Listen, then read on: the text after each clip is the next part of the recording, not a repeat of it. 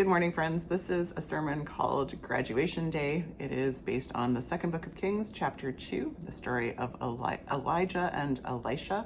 It is being preached at Yellowknife United Church on June the 29th, 2025.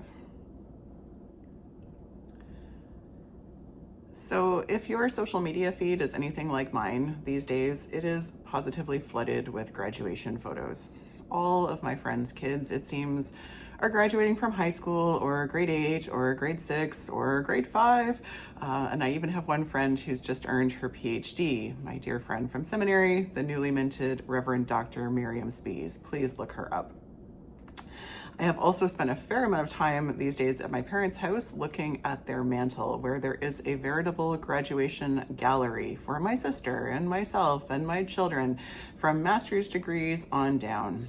This season of caps and gowns has prompted me to take a look through my kids' photo albums, where I noticed that I have graduation or moving up ceremony photos for each of them, from preschool, JK, SK, grade 6, grade 8, swimming lessons, sparks to brownies to guides, beavers to cubs to scouts to venturers, junior orchestra to senior orchestra, learner's permit to driver's license, and of course, baby's first electoral vote. I've even found celebratory posts for no more diapers and giving up the soother. Is it just me? Do all kids get celebrated this much, or do I just have mortarboard fever? Of course, graduations are important, and marking them with ritual is even more important. We learned this during COVID, when those ceremonies just didn't happen, and we all felt it. Both my son Alex and I had graduations in 2020, he from junior high, me from funeral director school, and it just wasn't the same to tune in to a grad slideshow on YouTube or receive my college stole in the mail. It's a big deal to move up, to shift from one life phase to the next, to celebrate an achievement, however big or small. These ceremonies are heady with excitement and anticipation and no small amount of anxiety. One thing has ended. You can't go back and do it again, even if you want to. But the next chapter has not yet begun. The summer after graduation, I think, is probably the most emotionally charged liminal space of our young lives. That time when anything seems possible, but yet the world, which we are about to conquer, seems utterly terrifying. It is in just such a liminal space that we find our new prophetic buddy, Elisha, in our scripture today. And for those of you who don't know Elisha, he is Elijah's protege. Last week, you may remember, after Elijah encountered Yahweh in the still small voice at Mount Horeb, he received the instruction to train an assistant, Elisha. And so Elijah calls Elisha to join him on this prophetic journey. And Elisha takes a moment at the end of the first book of Kings to say goodbye to his parents, and he's out farming. He has a whole field of oxen, and so he slaughters the animals, he cooks the meat, and he distributes it to the entire community, which is this symbolic act of giving up and sharing his old life before moving on to the new life. And then he packs his bags and he follows Elijah.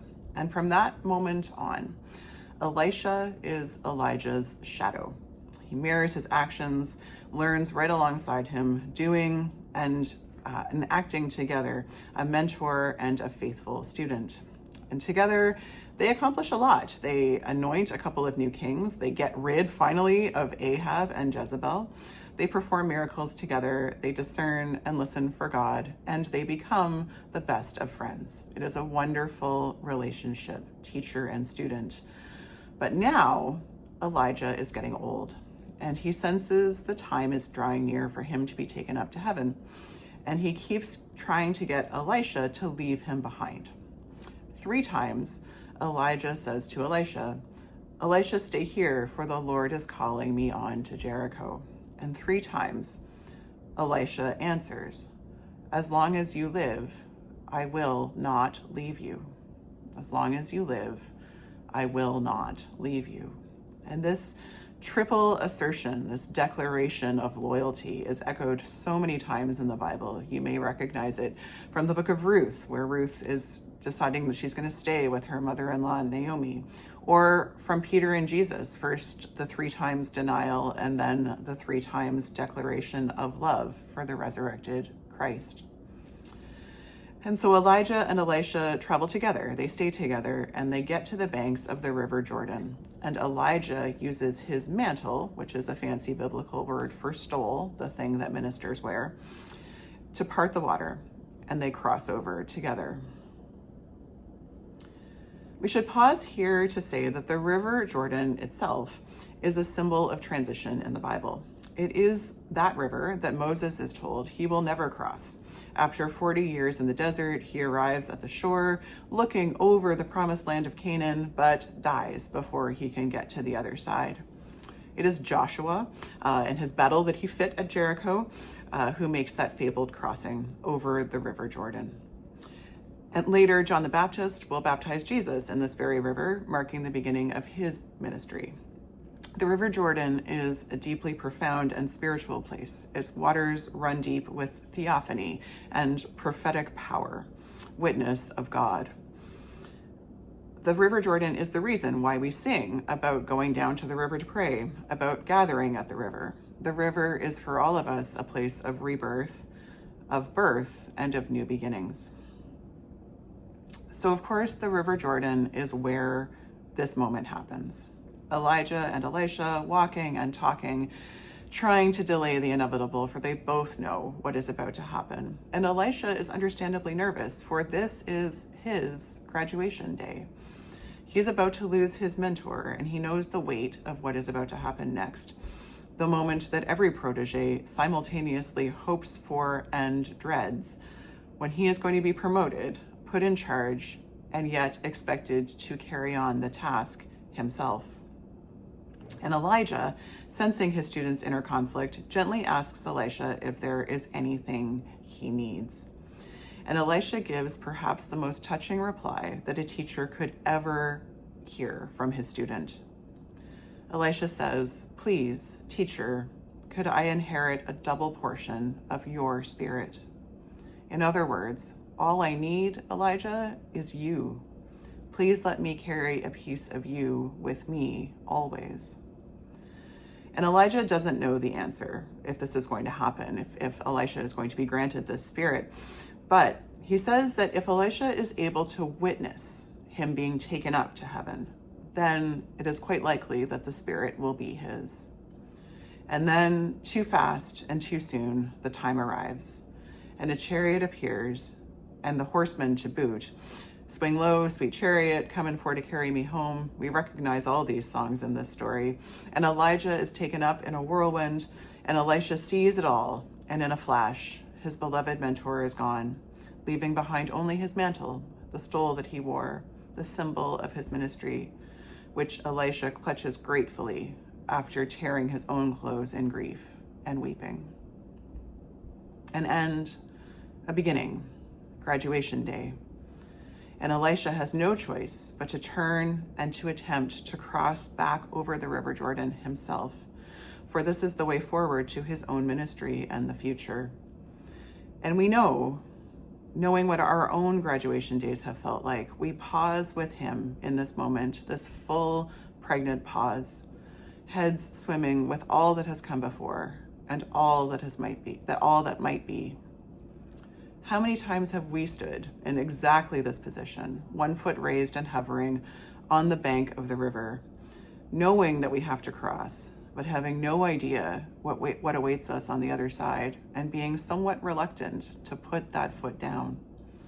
Our lives, too, are packed with transitions, not only graduations, but retirements, career changes, moving days, relationship endings, decisions in some way to live differently. I think these days of what it will be like when my parents finally decide to sell their house that I grew up in. I think back to a year ago when I flew with my son to Vancouver with 4 duffel bags and an IKEA gift card, and what it felt like for me and for him when I drove away from his new residence room at the University of British Columbia. There is a reason why these moments are so scary. Living fully in any moment, I think, being present and mindful in the right now is always difficult. We have a tendency to want to look too far back or too far forward because sometimes right now is really, really hard to grasp. And as humans, we don't like not knowing what is going to happen, and our heads spin with questions. Am I going to fall flat on my face? What if no one likes me? What if they won't take me seriously? What if it doesn't work, this new thing that I'm doing? Or what if it's worse than the old thing? What if I can't ever go back? Can I do this? It's one of those times when, even amid all the magical and fanciful imagery of the biblical story, we have no problem at all seeing ourselves in the story because we know exactly how Elisha feels, don't we? Will he inherit the Spirit? Will he be able to part the Jordan like Elijah? Will he be up to the challenge that lies before him? So, what does God do in response to Elisha's fears and to our fears? As usual, there are three things. First, God offers a diversity of revelation, which is a fancy pants way of saying that Elisha is able to encounter God in many forms. Remember just last week when God wasn't in the whirlwind or the earthquake or the fire, but in the calm? Well, today, it appears that God is in the whirlwind, and this powerful vision allows Elisha to witness and to trust that his beloved teacher is safe, and by extension, he is safe and chosen, and obviously the right person for the job that lies ahead. When we are doubting ourselves, sometimes all we need is a sign that we are headed in the right direction, and Yahweh provides this to Elisha in spades. The second thing that happens is that Yahweh has given Elisha the strength of a mentor's shoulders to stand on. God has brought them both to this place of spiritual potency, the legacy of all the faithful leaders who have gone before, a setting so rich in prophetic tradition that Elisha can be certain of his belonging and his membership in it. And God sends those signs to us too, bringing us to those liminal spaces and assuring us that we are cut out for the job ahead of us. Finally, the Spirit. This double portion of Elijah's strength now coursing through Elisha's veins, giving him the confidence to put that foot down and start walking forward. And so Elisha picks up Elijah's mantle, the stole, and he places it on his own shoulders. And this story is the reason why ministers wear stoles. It is the reason why at ordination ceremonies, a minister places the stole around the neck of the candidate to continue that apostolic tradition, to transfer the spirit and the energy and the power of all the faithful servants who have gone before. Can he trust it? There's only one way to find out, and that is to put his foot down and try to walk forward.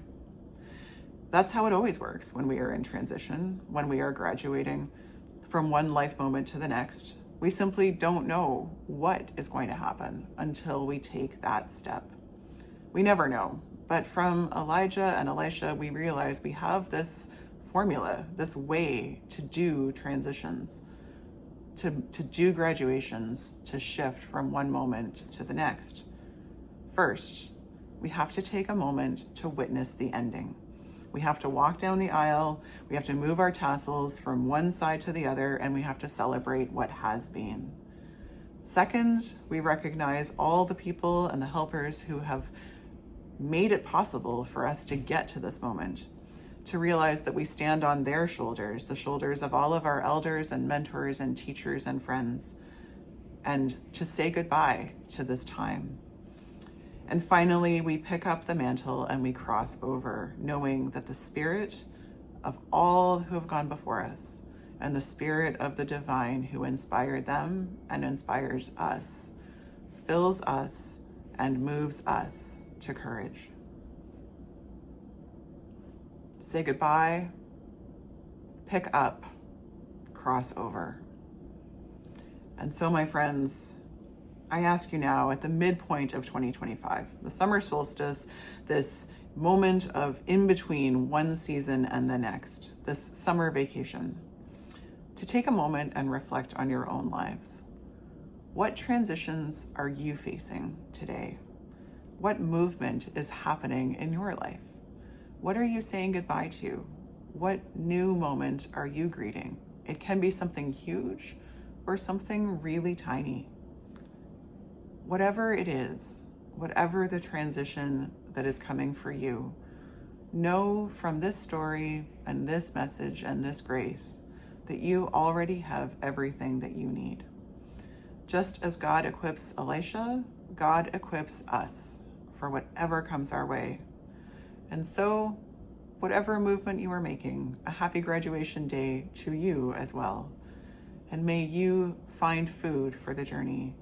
And may you find wine for arrival. And may you grasp the courage for the new day, knowing that God and the Spirit move you and guides you to cross over to the other side. May it be so, my friends. Amen.